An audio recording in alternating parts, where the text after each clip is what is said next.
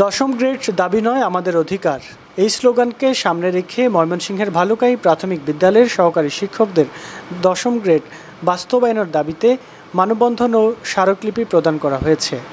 ভালুকা উপজেলার সহকারী শিক্ষকদের আয়োজনে এই মানববন্ধন অনুষ্ঠিত হয়।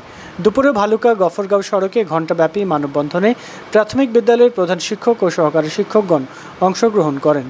এই সময় উপজেলার বিভিন্ন প্রাথমিক বিদ্যালয়ের প্রধান ও সহকারী শিক্ষকগণ দাবি বাস্তবায়নের লক্ষ্যে বিভিন্ন দিক তুলে ধরে বক্তব্য রাখেন। পরে উপজেলা নির্বাহী কর্মকর্তা আলী নূর খানের মাধ্যমে শিক্ষা উপদেষ্টা বরাবর স্মারকলিপি প্রদান করেন।